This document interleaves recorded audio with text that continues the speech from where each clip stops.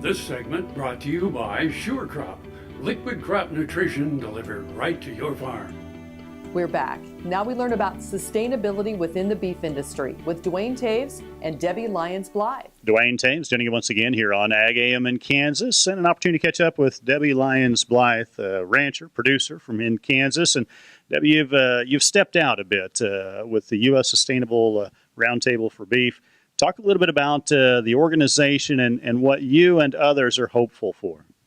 You know, that's a great lead-in for me, because what are we hopeful for? So my goal actually is to make it proved that the U.S. beef supply is sustainable and getting better every year. And that truly is the goal of the U.S. Roundtable. So we had to first start about, in 2015, but we had to agree on a definition of what is sustainability. And so the trick, though, with that is that we have so many different people at the table. That's why it's called a round table. We have cattle ranchers. We have cattle rancher organizations. We then also have civic groups. We have non-governmental groups. We have feed yard owners and packers and processors, and then finally retailers. So we all had to sit down and agree on sustainability and what that definition is. That's the first thing. So the definition is very wordy, but I translate that, and into cowboy terms for myself, it's take care of the land, take care of the animals, take care of the people, and make money. Because in order to be a viable business, you have to make money.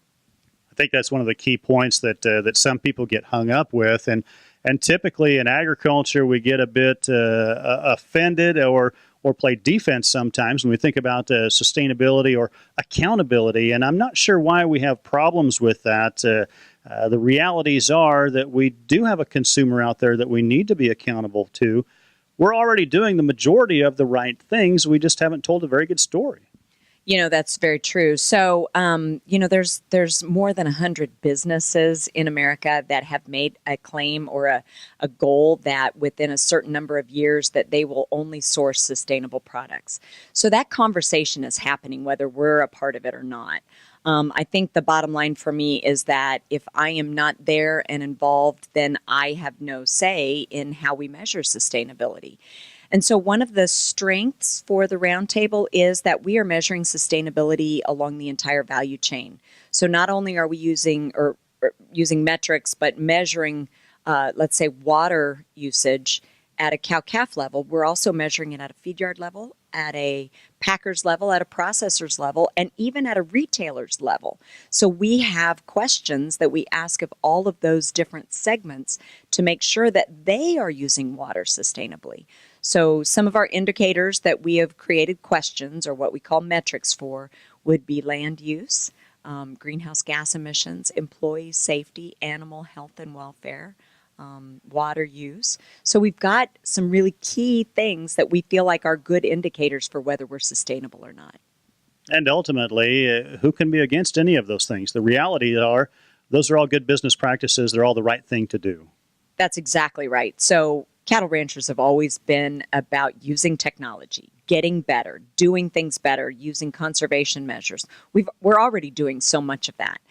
It is about telling the story, and it also is about communicating how it is that we can get better. So one of the key questions is, for a cattle rancher, do you have a grazing management plan? And if you have a grazing management plan, that probably impacts your land use, your water use, and your greenhouse gas emissions. So the questions are as simple as that for us to be able to show that we're sustainable and getting better every year. Our thanks to Debbie Lyons Blythe with the U.S. Roundtable for Sustainable Beef joining us here on Ag AM in Kansas. Jamie, we'll send it back to you. Thanks, Dwayne. Come back after the break for this week's Kansas Farm Bureau update. Earlier in my life, I rode bucking horses and rodeos, and my shoulders took such a beating, and that was probably the reason for having several previous surgeries on both shoulders. About a year ago, I decided that I didn't want to have another surgery, and so I contacted Kansas Regenerative Medicine, took their treatment process. It was relatively pain-free. Now, After 8 months, my shoulders have healed to the point where I think I'm probably 90 to 95% of normal. It takes a couple of months to start to see results and feel real progress. That continued to increase gradually until now at approximately 8 months. And I'm extremely pleased. I've got full range of motion. I can lift weights, I can throw, I can do a lot of things that I couldn't do without a lot of pain previously.